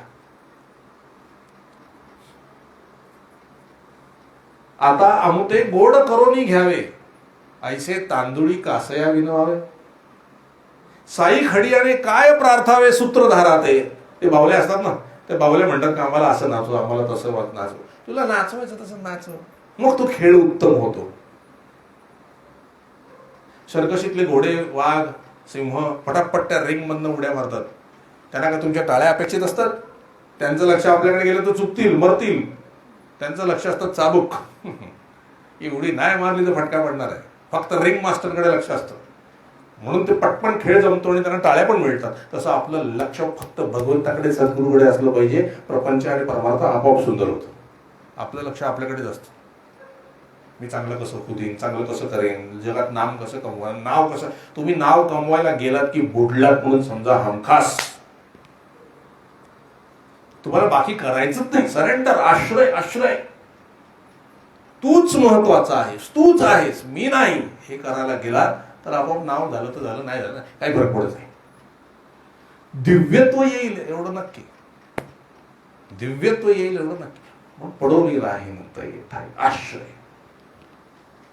आता मला वाटतं आश्रय तत्व तुमच्या पुरेसं लक्षात आलेलं असेल. कथेकडे आता वळ थोडंस पाणी. घट्ट पकडा आणि आजच अनुभव घ्या या गोष्टीचा. प्रत्येक गोष्ट त्यांना सांगायची, लहान सहान प्रत्येक गोष्ट त्यांच्या कानावर घालायची. नाही आश्रय, लहान मुलाचं आश्रय. थोडस रामायणाकडे बोलू.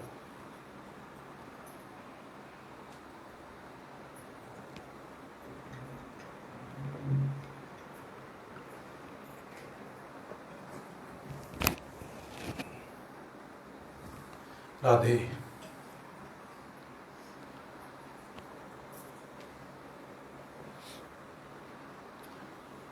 एक आपलं आराध्य दैवत असतं. आश्रय तत्वाचा परिणाम सांगतो तुम्हाला. आता वैयक्तिक अनुभव सांगायचे नसतात, तुम्ही सगळे माझेच आहात म्हणून मी सांगतो.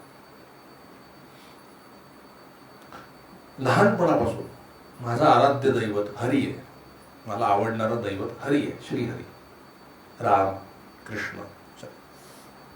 जसं मी महाराजांकडे आलो, माझा आधी रामकृष्ण हरी हा मंत्र होता. महाराजांचा अनुभव घेतल्यावर श्रीराम जयराम जय जयराम मिळाला. पहिली 7 वर्ष माझी महाराजांशी भांडणातच गेली. की मला रामकृष्ण हरीच पाहिजे, तुम्ही मला श्रीराम जयराम जय जयराम का दिलं? महाराज म्हणले शहाणपणा करायचा नाही, मी सांगितलं तेवढं घ्यायचं. मी म्हटलं घेणार नाही. बरं म्हणा, तरी घेतच होतो ना, कारण मी रामकृष्ण हरी करायला लागलं की सत्ता त्यांच्या हातात होती, यायचं श्रीराम जयराम जय जयराम, कॉन्फ्लिक्ट. पण म्हटलं नाही, गुरु सांगतो ना ते बरोबर. रावसाहेबांचं उदाहरण समोर, ब्रह्मानंद महाराजांचं उदाहरण समोर, गुरु सांगेल ते, मग मी तेही करायचो, हेही करायचो, तेही करायचो, हेही करायचो. 8 वर्षानंतर आश्रय तत्व मिळालं आणि आश्रित झालो. आश्रित झाल्याबरोबर रामकृष्ण हरी विसरूनच गेलो मी. सहज लीलया श्रीराम जयराम जय जयराम, आणि त्या मंत्रातच प्रेम यायला लागला. आणि आश्रय तत्व प्राप्त झाल्यानंतर तेव्हा आराध्य दैवत काय होतं? सीताराम. आता या 2 वर्षामध्ये, 2 वर्ष पण नसतील झाले, 1 वर्ष झाला असेल मोठ्या मुश्किलीने, आता मला माझा आराध्य दैवत महाराजांनी दिलंय. गुरु महाराजच आहेत, मंत्र तोच आहे, सीतारामही आराध्य दैवत आहे. पण आता एक स्टेप पुढे, राधा कृष्ण, राधा कृष्ण म्हणून. आत्ता हे 43वं रामायण आहे आणि हे पहिलं रामायण असं आहे की त्यात रामाच्या कृष्णाच्या गोष्टी जास्ती येत आहेत, राधेच्या गोष्टी जास्ती येत आहेत. आजपर्यंत आधी असं कधी झाले नाही. जे जुनी लोक आहेत त्यांना माहिती आहे. मी काय करू, नुसतं बसलेलो असताना पण राधाकृष्ण माझ्या डोक्यात असतो, माझ्या डोक्यात दुसरं काही नाही. आणि माझं काम नाही, हे आश्रित झाल्याचा परिणाम आहे. महाराजांनी दिलाय आणि महाराजच आहेत ते. मग त्यांनी रामरूप घेऊ दे, नाही तर कृष्ण रूप घेऊ दे, नाही तर राधारूप घेऊ दे, ते महाराजच आहेत. अशाचा परिणाम फार आहे महाराज.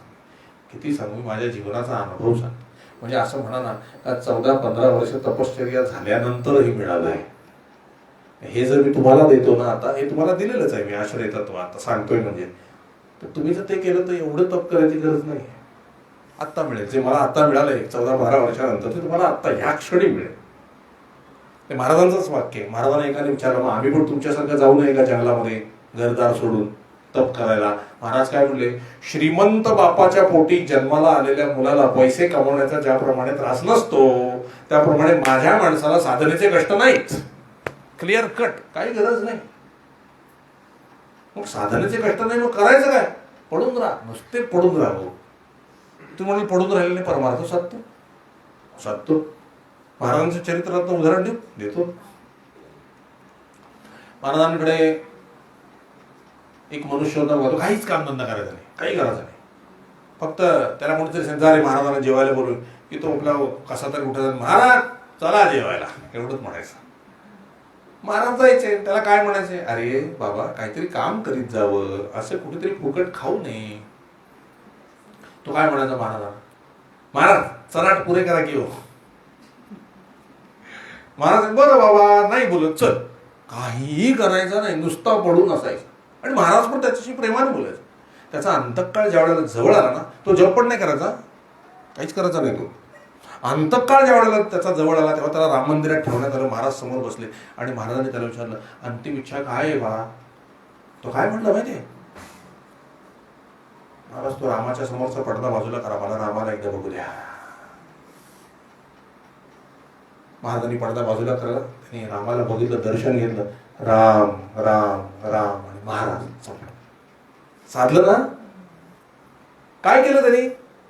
काहीच साधन नाही केलं, आश्रय. आता आपण काय करायला पाहिजे? आपण जर आश्रय तत्व घेतलं तर दिवसभर आता करण्यासारखं आपल्याकडे काही नाही. मग आपण विषयांमध्ये घुसणार. ते घुसलो की मन आपलं परत गडबड होणार. मग ते होऊ नये म्हणून भाऊसाहेबांनी आपल्याला मार्ग दाखवलाय. काय?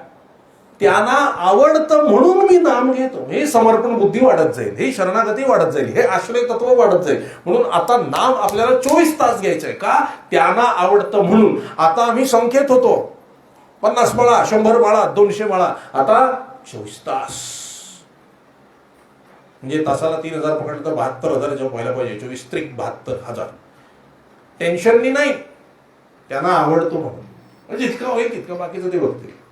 आश्रय. बर, आता आणखी एक महत्वाचं नीट लक्षात घ्या.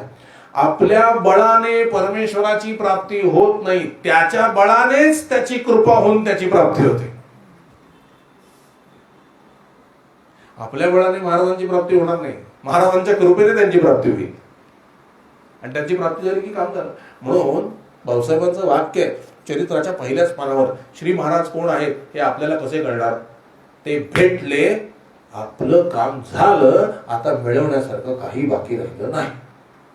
मग त्यांना आवडतं म्हणून आता आपण नाम घ्यावं, एवढंच आपलं काम. सिंपल.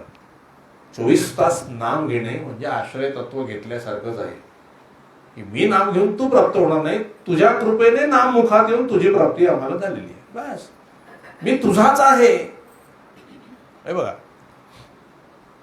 किती खोल गेलं पाहिजे तर परिणाम दिसते. उद्या जर तुम्हाला सांगितलं की अहो तुम्ही एवढे वर्ष समजता ते तुमचे आईवडील नाहीच आहे, तुमचे आईवडील वेगळे आहेत, ऐकाल का तुम्ही? नाही ऐकणार तुम्ही. कारण ते किती खोल गेलंय ते, कारण ते सत्य आहे, खोल गेलंय ते. उद्या म्हणजे हे माझे आई वडील आहेत किंवा हा माझा नवरा आहे, ह्याच्यासाठी जप करायला लागला का आपल्याला? किती खोल गेलं ते. कशाने गेलं? मानलं. एकदा आपलं मानलं की काम झालं. मग तो काही पण वागू दे, कसा पण वागू दे. आपलं मानलं का? परमेश्वराला आपलं माना म्हणजे काम होऊन जाईल, मग साधण्याची गरज नाही. महाराज माझे आहेत, मी महाराजांचा आहे, संपला विषय. हे इतकं खोल गेलं पाहिजे की रात्री झोपेतून उठून विचारलं की तुम्ही कोण आहात? मी कुलकर्णी आहे, मी जोशी आहे, नाही मी महाराजांचा आहे, हे आलं की काम झालं. आम्ही हे प्रयोग केलेले आहेत. वारीला आम्ही जात होतो आणि काही मंडळी आमच्या बरोबर होते. तर तिथे एक बाई झोपलेले होते बाजूला आणि त्यांना कोणतरी उठवलं की तुम्ही तिकडे अहो तुम्ही कोण? अहो मी मिसेस कुलकर्णी. उठून विचारलं त्यांना तुमचं माहेरचं नाव काय? जोशी. मग तुम्ही कुलकर्णी. हे चटकन कसं ते एक माहित नाही. लग्नानंतर आत गेलं. म्हणजे पहिले 21 वर्ष जोशी होत होते बाजूला गेलं आणि 4 वर्ष झाली लग्नाला, कुलकर्णी किती आत गेला? आपलं मानलं. साधण्याची गरज आहे. आज आपल्याला झोपेतून उठवलं तरी आपण स्वतःचं अस्तित्व सांगतो, हे नाही. कारण अजून आपलेपणा आलाच नाही. का आपलेपणा आला नाही? कारण आपण आपल्या बळावर त्यांना प्राप्त करायचा प्रयत्न करतोय. मी तुझाच आहे म्हणलं, प्रश्न संपला. मग त्यांचं काम आहे, तुमचं चिंतन कसं चालू ठेवायचं हे त्यांचं काम आहे, ते तुमची जबाबदारी नाही आहे. मग तुम्ही काय करायला पाहिजे? त्यांना आवडतं म्हणून नाम घ्यायला पाहिजे, बस एवढं तुम्ही करा. बाकी ते आपोआप करतात. मग काय, अगदी आज रात्री उठवलं तरी तुम्ही सकाळ महाराजांचं आहे. हो, असे रिस्पॉन्स असतात.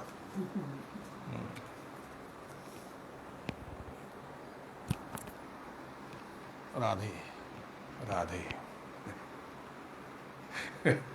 राधे. पूर्ण आश्रय तत्व चिकटा. म्हणून म्हटलं ना, पुढे पुढे पुढे पुढे अशी. आता महाराज आराध्य दैवत, मग सीताराम, हरी, मग आता राधाकृष्ण, राधा हे आराध्य दैवत. हळूहळू बदलतं, पण महाराज कायम आहेत. हे सगळे महाराजांमध्येच आहेत. सांगण्याचं तात्पर्य तुम्ही आश्रित राहिलात की तुम्हाला उचलून पुढच्या पथावर नेऊन ठेवतात. चालायची गरज नाही. आश्रित राहा. आश्रित तत्व वाटलं करून बघा आणि अगदी मुद्दाम करून बघा. म्हणायला सुरुवात करा. आजपासून 4 वाक्य पाठ करा. महाराज मी तुमचा आश्रित आहे, तुम्ही माझे आहात, मी तुमचा आहे आणि मी तुम्हाला शरण आहे. महाराज म्हणजे तुमचं जे काही आराध्य दैवत असेल अगदी आत्ता अनुभव येईल. आत्ता रामायणात शिरू म्हणता बाहेर म्हणून कदाचित ते आठवण रामायण सांगा. हे रामायणच आहे, रामायणाचं सारच आहे. आश्रय आश्रय आश्रय तत्व, आश्रय तत्व, आश्रय तत्व. 24 तास स्मरण. त्यांना सांगावं हात जोडून, एकच द्यायचंच आहे ना तुम्हाला. तुमचं चिंतन अखंड होऊ दे प्रेमाने. ते त्रासबीज देऊन चिंतन नकोय आम्हाला. प्रेमाने सुरुवात अशी करा. पुढे पुढे ते पण मागणं बंद होतं आणि अखंड चिंतनाला सुरुवात होते. अखंड चिंतनाला सुरुवात. अखंड चिंतन हाच परमार्थ आहे. त्यांना मागावं तुमचं अखंड चिंतन द्या. म्हणून ज्याने चिंतन होणार आहे ते मन आपल्याला कथेत ठेवावं लागतं. इथून आपण बाजूला गेलो होतो नाही का. कारण ते वेदांतामध्ये मन रमत नाही, मग त्याच्यासाठी कथा गुंडाळतात आणि त्या कथेमध्ये मनाला ठेवलं की कथेने व्यथा जाते. आणि कथेमध्ये विषय असतात ना, कोण कोणाचा मुलगा, कोण कोणाची बायको, रामाची बायको सीता, मग रामाला वनवास, हे सगळे विषय आहेत. पण विषयात काय आहे? राम आहे. आपल्या बाकीच्या विषयांमध्ये राम नाहीये. आपण म्हणतो यात राम नाही हो, म्हणजे कळलं, याच्यात विषयात राम आहे. आणि राम पकडला जातो. ते विषय धरले, वनवासात गेले, इकडे गेले, तिकडे गेले, यांना भेटले, त्यांना भेटले. रामच आहे ना मुख्य. राम धरला की काम झालं. म्हणून या संतांनी मोठी खूबी करून या सगळ्या कथेमध्ये राम ओवलाय मस्त. कृष्ण ओवला. म्हणून कथा ऐकाव्यात, कारण कथेमध्ये मनाला इंटरेस्ट असतो आणि मन कथेत गुंतलं की ते ऑटोमॅटिक रामाला घेऊनच बाहेर पडतं, कारण बाकी काही नसतंच. यालाच ज्ञानेश्वर महाराज हरिपाठात म्हणतात, वाया व्यर्थ कथा सांडी मार्ग. म्हणजे एकदा कथेत घुसला की रामच बाहेर येतो, बाकीचं आपण बाजूला करतो आपोआप. म्हणून मन कुठे लावावं? कथेमध्ये लावावं. कथा हा भगवंताजवळ जायचा अतिशय सोपा मार्ग आहे, अतिशय सोपा. त्याच कथा ऐकल्या असल्या ना तरी परत परत परत परत ऐकावं. अहो, हजारो वर्ष झाली, करोडो वर्ष झाली रामायण होऊन आणि ते भागवत होऊन, आणि तेव्हापासून एकही दिवस पृथ्वीवर असा नाही की कथा चालू नाही, रोज होते. तरी लोक आवडीने ऐकतात. म्हणजे त्या कथेचं काहीतरी असलं पाहिजे ना, दिव्यत्व. रोज आहे का कथा? रोज. त्यातून राम हाती आश्रय करतो. मग काल आपण इथपर्यंत आलो होतो. ते मन जे आहे ते कथेमध्ये लावलं पाहिजे, म्हणजे आपल्याला अद्वैतात जायला मदत होते, द्वैतातून अद्वैतात. सती मातेने काल प्रश्न विचारला की मला रामकथा ऐकायची इच्छा झालेली आहे, आपण मला रामकथा सांगावी, आपल्यासारखं इतर कोण सुंदर रामकथा सांगू शकेल. तेव्हा शिवाला आनंद झाला आणि शिव म्हणाले की ठीक आहे, मी तुला रामकथा सांगतो. तेव्हा सती मातेने पहिला प्रश्न केला की रामाला अवतार घ्यायची गरज काय पडली. शिवाने सांगितलं, आश्रय तत्व प्रगट करण्याकरता. पुढचा प्रश्न आला, म्हणजे काय? वेदांत समजला म्हणून शिवाला कथा प्रगट करावी लागली. आला की नाही करो? सांगतो म्हणाले. आणि मग शिवाने कथा सांगायला घेतली आणि कथेच्या शेवटी पार्वती माता म्हटल्या, या सर्व कथेचं रहस्य आश्रय आहे ना? शिव म्हणाले हो. आलं की नाही तत्व आहे, म्हणून कथा सांगावी लागते. मग शिवाने कथा सांगायला सुरुवात केली. रामाने अवतार वेगवेगळ्या कारणाने, वेगवेगळ्या कल्पांमध्ये, वेगवेगळ्या कारणांनी अवतार घेतलेले आहेत. रामाला पृथ्वीवरती भगवंताला जेव्हा अवतार घ्यायचा असतो तेव्हा काहीतरी प्रारब्ध घेऊन जायला लागतं. ज्याला प्रारब्ध नाही तो पृथ्वीवरती जन्म घेऊ शकत नाही. मग प्रारब्ध क्रिएट करावं लागतं भगवंताला. कोणाचं तरी घ्यावं लागतं, नाही तर क्रिएट करावं लागतं. आता कोणाचं क्रिएट करणार? भगवंताचं मुख्य काम आहे जीवाचा अहंकार नष्ट करणे. छोटा जरी असला तरी, अगदी छोटा असला तरी अहंकार नष्ट करणे हे भगवंताचं काम. एकदा नारद महामुनी नारायण नारायण नारायण नारायण करता करता करता करता संपूर्ण पृथ्वीवरती भ्रमण करत होते. आणि हिमालयामध्ये एकदा गेले आणि तिथे नारायण नारायण नारायण नारायण म्हणता म्हणता म्हणता म्हणता समाधी लागली. नारदांची डोळे मिटले, तिथेच थांबले. इंद्राला झाला त्रास की आता याला समाधी लागली आहे आणि समाधी अवस्थेमध्ये मनुष्य जी इच्छा करतो ती पूर्ण होते. आता जर यांनी माझं आसन मागून घेतलं, इंद्राचं आसन, स्वर्ग मागून घेतलं तर संपलं. म्हणून यांची समाधी कशी मोडता येईल याचा विचार केला कोणी? इंद्राने. आणि सगळ्या प्रकारचे वायू, अग्नी त्यांच्यावरती टाकून त्यांना विचलित करण्याचा प्रयत्न केला. इतकंच काय, शेवटचा उपाय, कामदेवाला बोलवलं आणि सांगितलं नारदांवर तुमच्या कामाच्या बाणांचे प्रहार करा, त्याने ते नक्की विचलित होतील. आता आपल्या भक्तावर आलंय संकट म्हटल्यावर भगवंताने सुदर्शन टाकलं आणि कवच निर्माण केलं नारदांच्या अवतीभोवती. त्यामुळे कामाचे बाण चाललेच नाहीत. चालले तरी नारदांवर त्याचा परिणाम झाला नाही. आणि कामदेव थकले, बाण सोडून सोडून सोडून सोडून सोडून सोडून थकले आणि शरण आले. हे नारद महामुनी, मी आपल्याला शरण आहे. कारण मी कामदेव आपल्याला शरण आहे. एवढे आपल्यावर कामाचे प्रयोग करूनही आपल्यावर परिणाम झाला नाही. भगवंताने सुदर्शन काढून घेतलं. नारदाने डोळे उघडले, कामदेव शरण आला, असं काय झालं होतं त्याला विचार. म्हणजे मी एवढं तुमच्या अग्नी आणि ते वर्षाव आणि आम्ही कामाचे बाण सोडले तरी तुमची समाधी विचलित झाली नाही.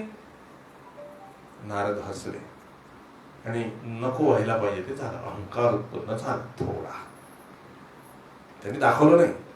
ते काय म्हणाले, ठीक आहे, ईश्वरी कृपा आहे असं म्हणण्यात पण थोडा हे असतं बरं. ईश्वरी कृपा म्हणतात, ठीक आहे ईश्वरी. कामदेव तर निघून गेले, यांच्या मनामध्ये काय आलं, अरे वा आलं तुम्ही, शाबास. शिव सुद्धा ज्या कामदेवापुढे शिवाचं काही चाललं नाही, त्यांनी तिसरा डोळा उडून याला भस्म केलं होतं. म्हणजे कामाच्या पुढे त्यांची समाधी विचलित झाली. माझी समाधी कामदेवापुढेही विचलित झाली नाही, त्यामुळे माझ्या इतका श्रेष्ठ योगी आणि भक्त कोणी नाही. कपाळावर हात मारला विष्णूने. बघा, करता कोण होता, विष्णू. सुदर्शन पाठवलं होतं म्हणून सुरक्षित होते, पण ते दिसलं का नाही. कर्तृत्व दिसायला लागलं स्वतःचं कर्तृत्व दिसणं इतका दरिद्रपणा जगात दुसरा कुठला नाही. स्वतःचं कर्तृत्व दिसणं इतकं वाईट जगात काही नाहीये. तुमचं काय कर्तृत्व, कुठच्या कर्तृत्वाने तुम्ही जन्माला आलात हो. जन्म दुसऱ्यानेच दिला ना. बरं, मेल्यानंतर कुठचं कर्तृत्व करून चालत गेलात का स्मशानात आणि झोपलात का तिथे, तुम्हाला नेऊन ठेवलं, काय कर्तृत्व आहे तुमचं. ज्याला स्वतःला जन्माला येता येत नाही, ज्याला स्वतःला मारता येत नाही, स्मशानात जाता येत नाही मेल्यानंतर, त्याचं काय कर्तृत्व. पण बघा कसं असतं मनुष्याला कर्तृत्व.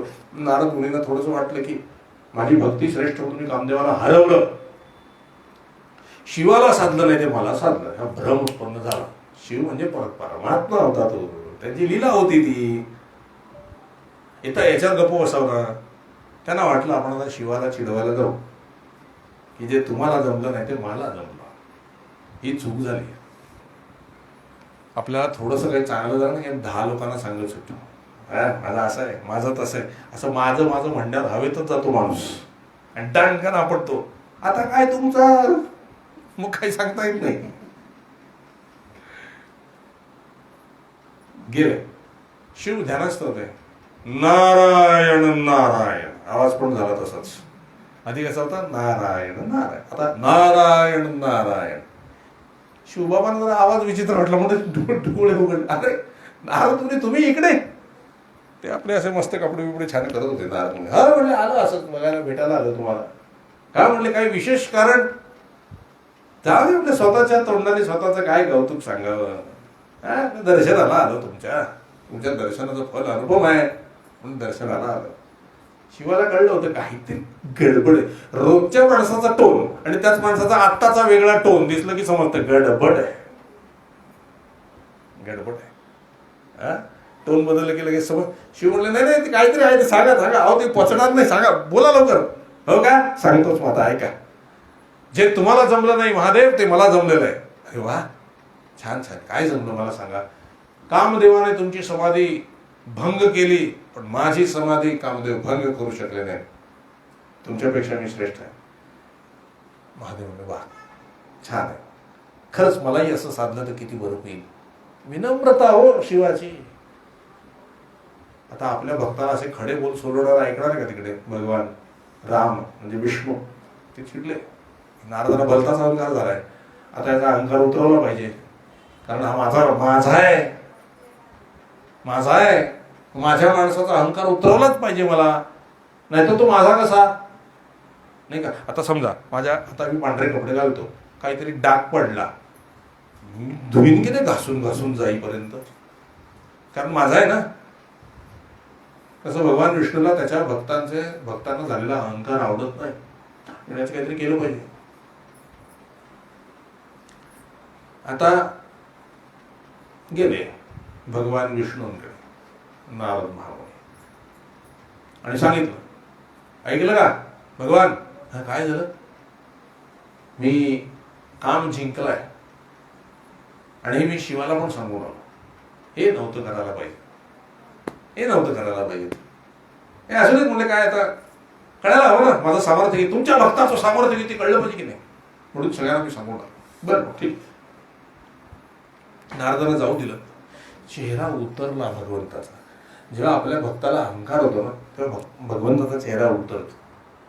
म्हणून जर तुम्ही रोज भगवंताशी बोलत असाल ना तर तुमच्या घरातल्या भगवंताचा चेहरा नेहमी बघावा. जर त्याचा चेहरा उतरलेला दिसला ना समजावं चुकलं काहीतरी, आणि त्याचा चेहरा नित्य प्रसन्न दिसला तर समजावं बरोबर आहे. हा आपला देव आपल्याला सांगतो बा. मग भगवंताने काय केलं,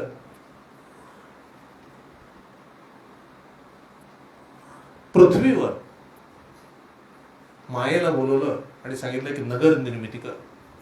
त्या मायेने नगर निर्मिती केली. शीलनिधी नावाचा राजा त्या ठिकाणी तयार केला आणि स्वतः मायेला सांगितलं की तू त्या शीलनिधी राजाची कन्या हो, विश्वमोहिनी, आणि इतकं सुंदर रूप धारण कर की जगात कुठे नसेल, आणि स्वयंवरासाठी तयार हो. हे सगळं माया देवी. आता माया ती प्रचंड माया पसरली. शीलनिधी नावाचा राजा, प्रचंड सैन्य, प्रचंड सुंदर राज्य आणि सुंदर अतिशय सुंदर अशी ती विश्वमोहिनी. नारद महामुनींना बोलावणं पाठवलं शीलनिधी राजाने की माझ्या मुलीची पत्रिका बघा आणि योग्य वर सांगा.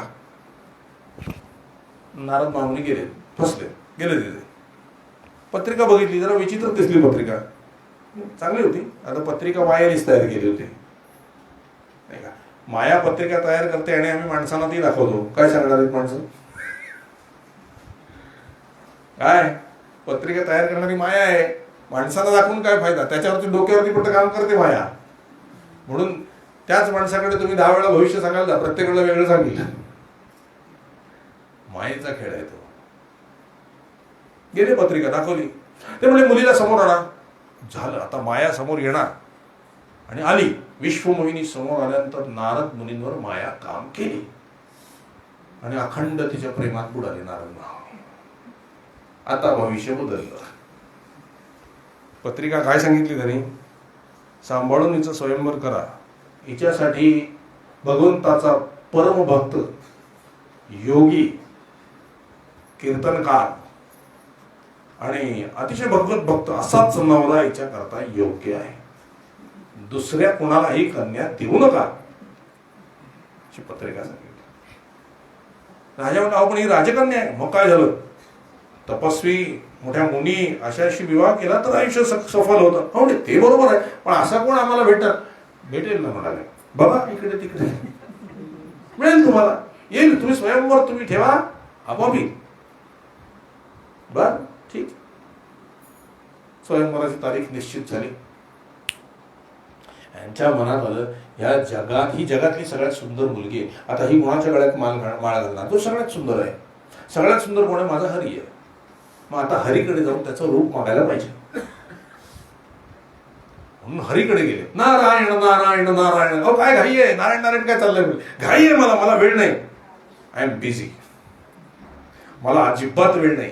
काय पाहिजे, तुमचं रूप पाहिजे. तुम्हाला वाटत नाही का तुमच्या मुलाचं लग्न व्हावं, तुम्हाला सून यावी. हो मग वाटतं तर. आता हरी आहे, तो काय कमी आहे, वाटतं तर व्हावा. आता माझ्या जन्माचं पारणं फेडल्यासारखं मला वाटलं. नारद मुनी कधीचा विचार करत होतो, कधी लग्न करतील.